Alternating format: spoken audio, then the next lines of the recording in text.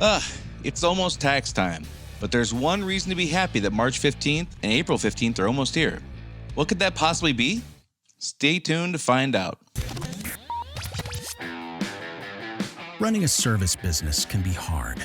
It is not unusual for business owners in industries like contracting, home repair, auto repair, business-to-business services like janitorial, IT and accounting, and many others to feel overwhelmed by all the priorities facing them at any given time. Between addressing the needs of the customers, managing the employees, figuring out the financials, and getting processes in place, feeling like you're making significant progress on your business journey can be difficult. Welcome to Service Industry Success, hosted by Brian Harding. Each week, Brian will look at real-world strategies for building the business you are dreaming of, while also sharing tactics to get through some of the most frustrating parts of business ownership with a lot more ease. Let's get started. No, I didn't OD on optimism. There really is a reason I'm happy every year when tax season gets here. Now, first of all, let me tell you, I'm not a big fan of taxes, and I'm not a big fan of a fan of the headache that goes along with it. But there is something that's good about this time of year. And first, before I get to that, let me tell you about a client of mine named Cindy. A few years back, Cindy and I were chatting about her first real breakout year. She had been in business for a few years and, did what everybody does in the beginning, struggled. Revenue was tough. Profits were scarce. Employees were hard to find, all the normal stuff. But this was her first breakout year. She had, I think she did something like, a few $100,000 in revenue, which of course resulted in a great deal more profit than her business had been accustomed to producing. And we were celebrating this. And it was around the first or second week of December. And, she had relative to where business had been, she had made a tremendous amount of growth in 1 year, which was awesome. And we were rejoicing this, like literally like high-fiving, hugs, the whole thing. And after we celebrated and rejoiced for a moment, I asked her, how much have you set aside for your tax liability? And she just stared at me. And it was very clear immediately that was not something that had really crossed her mind that much. Now, her and I had not been working together for more than a few weeks at this time. And, tax was not a topic we'd gotten into yet. And her business was not in a place in previous years where she had to really worry about that because she wasn't making much money. And so, the tax liability wasn't significant. After she got done kind of staring at me and catching her breath and she said, well, how much do you think it's going to be? And I looked at her, the numbers she had given for revenue and the numbers she had given for profit and what she had taken in pay and all that stuff. And I said, it looks to me like it's going to be somewhere around between $80,000 and $100,000 you're going to owe. And again, the problem is we were having this conversation in early December. Her business was not on a quarterly or monthly IRS estimate plan, which many of us get familiar with later on. She was still in a situation where she just wrote one check once a year on April 15th when she paid her personal taxes. So there wasn't much time between early December here and April 15th to create much of a plan. We were hard pressed, and we were up against, we had 4 months basically, or 5 months. There just wasn't much time to set aside that much money. So what started out as a celebratory conversation quickly turned into making very aggressive plans to set aside enough money and delay capital investments, there's a ton of stuff that she had planned that we just had to delay. She had to pay the tax bill, and she had to set aside enough money to do that. So what does that have to do with me being happy that tax season is here? Well, I'll tell you, this is the one time of year that we can take a few very simple steps to make our lives dramatically easier and better throughout the entire year. Now, what am I talking about? First, a few simple steps to make our life really easy for the coming year. First, we have to remind ourselves how serious the government takes collecting tax revenue. You need to look no further than Al Capone to figure out how the government prioritizes tax collection. Al Capone ran a bootlegging business. He ran a prostitution ring and had, drug dens and was in a gang war literally in the streets of Chicago for years and years and years. And the government did not bring him down for bootlegging. They did not bring him down for murdering people in the street.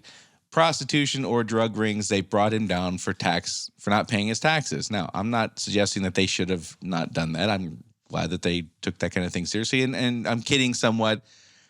Looking back, they used the tools they had available to them to catch the guy. I'm glad they did. But it wasn't all those other, arguably worse things than not paying taxes that got him landed in prison. So we just have to accept that the government takes this stuff seriously, and anybody who's been through a threat of an audit or all that kind of stuff, it's just unpleasant at best. It's stressful. It creates a tremendous amount of anxiety, and we don't have to operate this way. That's the key thing. We don't have to do it this way. We can choose to do it a simpler way that is less stressful and less of a crunch at the end of the year, and all that stuff can go away. So one of the things that we can do to make that happen is first accept that the taxes we owe, and I'm talking strictly income tax here. I'm not talking about sales tax you might collect. Many of the same things would apply to what I'm going to talk about here with sales tax you collect. But I'm talking specifically income tax that is a result of X revenue and X profit we generate. We have to accept that the taxes we owe on income tax are not our money from the moment we collect the revenue and generate the profit that results in the taxes. So let me say that again. The taxes that we owe, the tax liability we owe, from the moment we collect the revenue that produces the profit that results in the taxes, from the moment that happens, it's not our money. And if we just adopt that mindset, all this gets way easier. From the moment we collect the funds and make the profit, the tax money we owe belongs to the government. So we got to treat that money accordingly. We got to treat those funds accordingly. If we want to make our lives easier, we cannot treat the tax money we know we're going to owe as our own. And like a bill that someday we're going to pay next April. This is not like rent. This is not like insurance. It's not, this is their money. For the moment we generate the profit, it's their money. And if we just adopt that mindset, our lives get much easier. So, because we'll treat it like their money. We'll put it away like their money. We won't see it in our checking account and believe it's our money that we can spend, and we spend it, and then later on we're like, oh crap, I don't have any money to pay the taxes. If we treat it like their money, we don't get ourselves in that situation. So what specifically should we do to make our lives easier? First thing, today, this moment, this hour, make an appointment, schedule an appointment with your CPA for early May. So wait till after April 15th and maybe give them a couple weeks to unwind after tax season. A very good friend of mine is a CPA, our CPA, and it's a stressful time for them. And especially over the last few years with all the radical changes in tax law and the PPP plans, and it's been a bumpy ride for them. So give them until early May. Give them a couple weeks after April 15th to catch their breath. But today, this moment, this hour, schedule a meeting with your CPA for early May.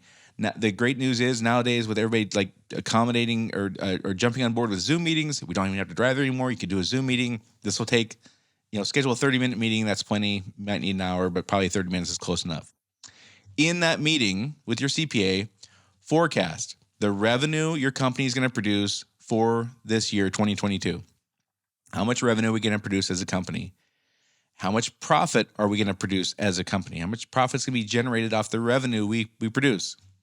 And forecast how much tax we're going to owe next year on April 15th based upon the revenue and profit we're forecasting. Now, it doesn't have to be within $1,000. It could be plus or minus $20,000 or $50,000, whatever, as far as the revenue and the profit. Let's not worry about getting it close enough to a year from now be able to say we nailed it. If you get your revenue within 50 grand, that's a win. If you get your profit within 20,000, 25,000, that's a win. It's good enough. Come up with a forecast and move on is my point. Let's not dwell on this. Let's not make this really hard. Get a number that you forecast that you believe in, reasonably close, and move on. What is the tax we're going to owe next year? Now, based on that forecast of the tax you're going to owe, you divide that amount you will owe into a weekly or monthly amount, whichever you prefer. Some folks like doing this monthly. Some folks like doing it weekly. For me personally, I like weekly. I like smaller numbers. You can do it monthly though. It's the same amount of money at the end of the month. It doesn't really matter. It's just a matter of what mechanics you like. Again, for me, I like doing it on Friday. afternoon and setting this money aside. That was how I like to do it. So you take the total tax you're going to owe between now, this meeting in May, and next April 15th. You divide the number you're going to owe by 52 weeks or 12 months, whichever you prefer. And you set that money aside in an account that you will not touch for any reason other than paying your taxes. So if you've read the book Profit First, you'll know exactly what I'm talking about. You create a savings account that's only purpose is to warehouse this money that you know you're going to owe as tax money. That's not really your money. It's going to warehouse the government's money until it's time for you to write a check. So, for example, if you and your CPA determine that you're going to owe $160,000 in taxes, you would need to set aside about $3,100 per week, or $13,000 a month, whatever. I haven't done the math on that, but weekly it'd be about $3,100 to pay a $160,000 tax liability. Now, you may pay it monthly, you may pay it quarterly, you may wait and pay it all in one lump sum. I don't know your situation, of course. It doesn't matter. You get a chance to get out in front of this stuff, and you get a plan to set aside this money and not treat it like it's your own and not get yourself in trouble. So again, I recommend setting up a savings account, which will only have the function of holding this tax money. Again, if you've not read the book Profit First, I recommend that book strongly. I think it's got a ton of great stuff in it. If you have read it, you know exactly what I'm talking about. One of your accounts will be dedicated to your personal income tax. And we'll treat this money like it does not exist except to draw from to pay our monthly, quarterly, or annual tax liability. And then we're going to schedule a meeting with our CPA for later this year, after October 15th. I usually did it around the second week of November. It was always before Thanksgiving. And that meeting in November, we're going to review where our business is relative to the forecast we created in May. So if we're way ahead on we're bringing in more revenue and more profit, then we might need to make an adjustment up and instead of putting our $3,100 a week in there, we might put $3,700 a week or $4,000 a week or whatever. If revenue and profit are down from what we forecasted, we can make an adjustment down. Maybe $2,500 a week is fine, or $10,000 a month, or $9,000 a month, or whatever it is. But we take the forecast we created in May and we look at where we at year to date compared to our forecast. And we make an adjustment up or down on how much we're setting aside each week or each month to pay our taxes. In some cases, you might find, hey, we're way ahead of schedule. We can maybe even take a month off, or maybe whatever. In any case, it gives you 6 months almost. If you do this meeting in November, let's say before November 15th, and you have until April 15th, you got 5 months to make adjustments, and you've already been putting money aside for 6 months, or whatever it is. I guess 5 months. You've been putting money aside every week for 5 months. The adjustment you'll have to make in October to make the April deadline is way smaller than if you just all of a sudden had to come up with a plan to come up with $100,000 or $160,000 in this example. The adjustment will be easier than trying to come up with those large lump sums in a few months. You might have to adjust by a couple $100 a week, maybe worst case scenario, $1,000 a week, one way or the other. In any case, that's so much easier than trying to come up with $100,000 in just a few months. And this method takes all the stress and anxiety out of paying the taxes you know you're going to owe. It just becomes like clockwork. It literally becomes out of sight, out of mind, and you don't even think about it. You put the money in the account every Friday or Monday or Tuesday or whatever day you pick to do it. You know this money is not even yours. You put it in an account. You treat it like it's not even there. It's not even part of your emergency fund. It's not even part of your rainy day fund, your capital growth plan, whatever it is. It's not your money. You set it aside, and you're just warehousing it for them until it's time for you to cut a check. And that system just becomes so automatic and easy. All the anxiety and all the stress just goes away. Now, I'm not saying the frustration of paying taxes goes away. That's going to be there no matter what. Not much we can do about that. But all the anxiety of having to react to these massive numbers, all of that goes away. So real quick before we move on, I just want to remind you, if you guys have questions or topics you want me to cover, I'm getting a great deal of feedback on this, which is awesome. So thank you for those who have reached out. If you have ideas, though, if you have suggestions or questions, look me up on Facebook. Service Industry Success is my business page. You can shoot me a message there. I respond to all messages on there. Shoot me a message and throw your topic at me or ask a question. I'll be glad to cover it here. I guarantee if you have a question, if you have a topic you're not sure about, there's tons and tons of people who are just like in the same boat, and those folks will benefit too. So shoot me a question. I'd love to answer. So back to our topic. The very first step, the very first thing we need to do is schedule that appointment with our CPA for early May, where we forecast the revenue for this year, the profit that will be generated, and the taxes that will be due. And they're going to ask you questions like, are you going to buy equipment? Are you going to buy vehicles? Are you going to do this? Are you going to do that? And that's fantastic to get all that stuff flushed out, because then there's no surprises. And they might even ask you some questions you haven't really thought about having to answer yet, which are really important for your business. Like, we do need to know, are we going to buy equipment or vehicles before or after January 1st? Well, that's something we should probably have a plan for. So first step is schedule that meeting with your CPA for early May. Again, give them a couple weeks after April 15th. Let them let their stress level come down a little bit. In that meeting, forecast revenue, profit, and you'll figure out the taxes that you think you'll be owing next year. Based on that forecast, divide the number you're going to owe into weekly or monthly amounts, whichever you prefer. And each week or each month, set the amount aside that you calculated into a bank account that will have no other purpose than warehousing the government's money until it's time for you to write a check. So, for example, if you and your CPA determine you're going to owe $160,000 in taxes, in my example, you'll need to set aside about $3,100 a week. You put that money every Friday, every Monday, every Wednesday, whatever day you pick. You transfer that money out of your checking account into the savings account, and you do not touch that money for any reason other than if you need to transfer it back into your checking account to cover the check you write, and monthly or quarterly is fine, or the annual, whatever. Again, I recommend just setting a savings account just like in Profit First, where the only function is holding this money. I don't like to commingle these funds with anything else, because I don't want to have the perception in my own mind that this is my money and it's available for me to spend. It's not. It's their money, period, in the story. So that's how I handle the account, and that's how I keep the money separate from our own. Then we want to schedule a meeting for our CPA for later in the year, after October 15th, which is another major deadline for them, just like April 15th. I would always do it the first or second week in November. Again, give them a couple weeks after their big deadline to catch their breath. Review where the business is at relative to our forecast for May. Are we on pace? Are we short? Are we long? Where are we at with this stuff? Make changes as necessary. If the revenue and profit's higher, we might have to kick in some more. If it's less, we can do a little less maybe. This gives us 5 months to get ahead of any changes we need to make before April 15th, and we've put a ton of money in the bank already. So one of the things that people tend to think, who haven't read Profit First especially, is how am I supposed to set this money aside? It's not easy to set this money aside every week. I need those funds to operate my business. Well, if that is in fact true, it's easier to deal with that in smaller dollar amounts than just not doing anything for 4 or 5 months leading up to April 15th from, let's say, January 1st or December 1st. No matter what, the problem is the same.